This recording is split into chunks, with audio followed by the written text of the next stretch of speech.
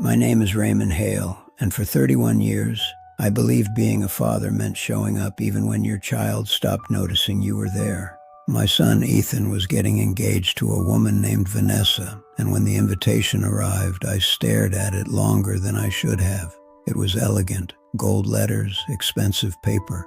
My name was printed at the bottom like a formality, not Dad, not father of the groom, just Raymond Hale.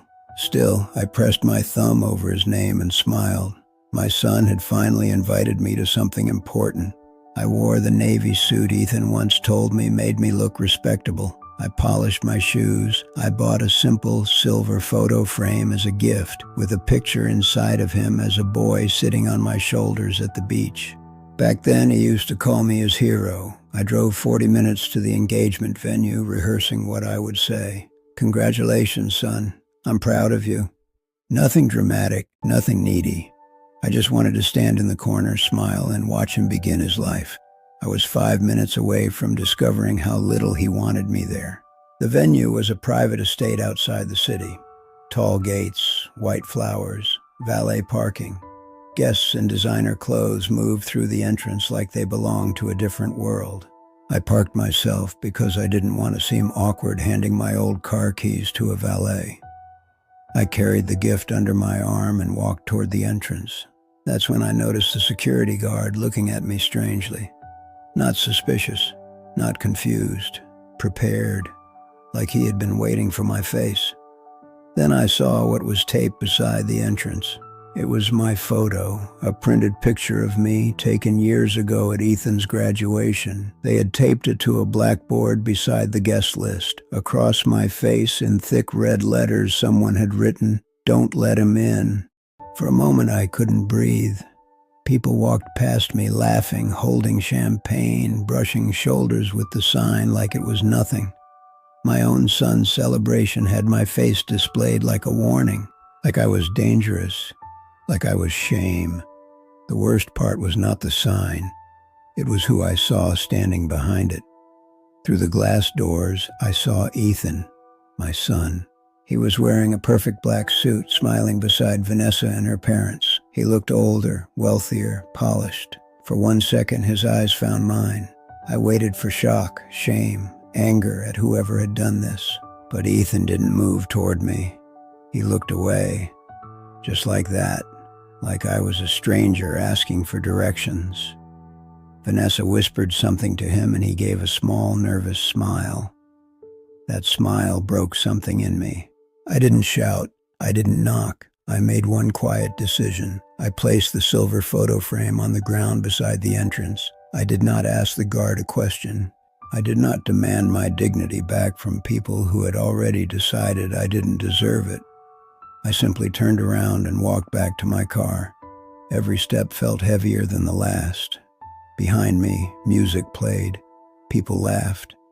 Somewhere inside, my son was celebrating a future built on my exclusion. I drove home alone, and for the first time in years, I did not cry for him. But they had forgotten something important, something Ethan still needed from me. When I got home, I removed my tie and sat in the dark living room. On the wall were photos of Ethan at every age. First bike, first school play, college graduation. In each picture, I was behind the camera, always there, rarely seen. I opened the drawer of my old desk and pulled out a brown envelope. Inside was the original deed to the lakeside house where Ethan planned to hold the wedding next summer. The house everyone believed belonged to the family trust. It did not. The house belonged to me, and Ethan had just made his final mistake.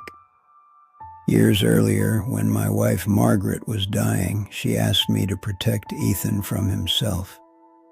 She loved him deeply, but she knew ambition made him weak around powerful people. So she transferred the lake house into my name alone, with one condition written into a private family agreement. Ethan could use the property for his wedding only if he treated both sides of the family with respect. No humiliation, no exclusion, no public dishonor. Margaret had insisted on those words herself. My son thought I was just an old man with memories. He forgot I held the keys. At 10:43 that night, my phone rang. Ethan. I watched his name glow on the screen and let it ring. Then Vanessa called, then her mother, then Ethan again. By the fifth call, I knew the party had discovered the gift I left behind, not the silver frame, the note tucked inside it. One sentence. Since I am not welcome at your engagement, the lake house is no longer available for your wedding. That was all. No threats, no anger, just truth. 4 hours after they rejected me, the celebration collapsed. Ethan had promised Vanessa's family a grand summer wedding at the lake house. Her parents had already invited investors, politicians, and half the city's elite. The engagement party was not just a celebration, it was a performance. They wanted to show that Ethan was marrying into legacy, land, wealth, old family property. But when my note was read aloud, the smiles disappeared. Vanessa's father asked one question. "You do own the house, don't you?" Ethan had lied to everyone. My son had told Vanessa's family that the lake house was already his. He told them he controlled the property, the trust, and the future inheritance. He allowed them to believe I was a difficult old man who needed to be kept away because I might embarrass the family. That was why my photo was outside. Not because I had done anything wrong, because Ethan was afraid I would expose the truth just by existing. My absence was part of his performance. Then Vanessa found out the sign had been his idea. Vanessa was not innocent, but she was not prepared for the truth either.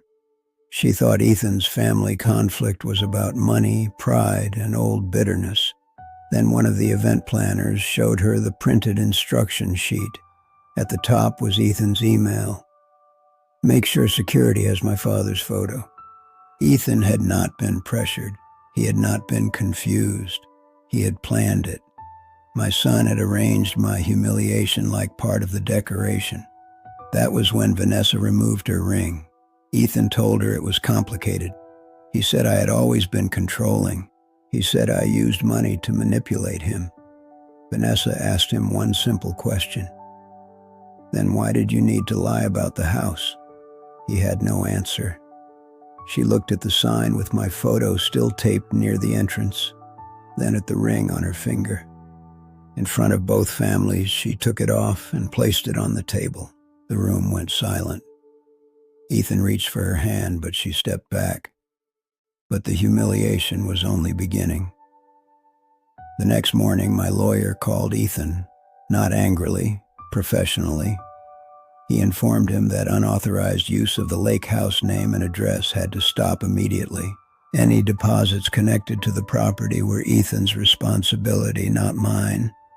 Any vendor contracts signed under false ownership were his problem. By noon, the florist called, then the caterer. Each one wanted answers. Ethan had built his perfect wedding on a house he did not own. And then Vanessa's father made the call Ethan feared most. Vanessa's father was not just wealthy, he was one of the private investors Ethan had been courting for his real estate company. Ethan wanted their money, their contacts, their reputation. That engagement party was supposed to seal a deal. But wealthy people hate one thing more than losing money: public embarrassment. By Monday morning, 3 investors had withdrawn. One wrote only 7 words in his email: "Character risk is still business risk." My son finally came to my house that evening. At 7:18 p.m., Ethan stood on my porch. No perfect suit this time, no polished smile, just a frightened man holding flowers he had probably bought on the way. I opened the door but did not invite him in. He looked smaller than I remembered. "Dad," he said, "I made a mistake." I waited.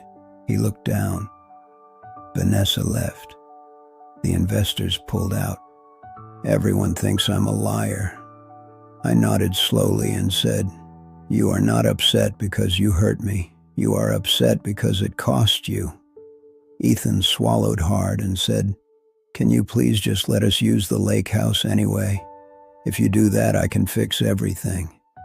I stared at him. Not I'm sorry for the photo. Not I'm sorry I treated you like shame. Just another request, another use for me. I stepped outside and closed the door behind me. Ethan, I said quietly, you don't need the lake house. You need the lesson your mother begged me to teach you. Then I gave him the envelope. Inside was a letter from his mother. Ethan opened it with shaking hands. Her words were simple. My son, if you are reading this, it means you have mistaken inheritance for love. The house is not your proof of worth. Your father is not your obstacle. He is the man who stayed when life became unbearable. Ethan read the last line twice. Do not ask for the house until you can enter it with humility. For the first time that night, he stopped defending himself. But forgiveness was not going to be cheap. I told Ethan the lake house was not available for the wedding. Not now, not next summer, not as a stage for people who treated family like furniture. If he wanted a relationship with me, he would start with truth. A written apology to Vanessa's family, a public apology to the guests who saw my photo, a private apology to every person he lied to. And then, someday, maybe, we would talk as father and son. He asked if I was punishing him. I said no. I am finally refusing to reward you. The next morning, the whole family finally saw the truth. Ethan posted the apology at 9 a.m. No excuses, no polished language. He admitted he had excluded me, lied about the property, and humiliated his own father to impress people. Vanessa never took him back. The investors never returned. And the lake house remained quiet that summer, just as Margaret loved it. Sometimes revenge is not shouting. It is not destruction. It is simply removing your love from people who only valued your usefulness.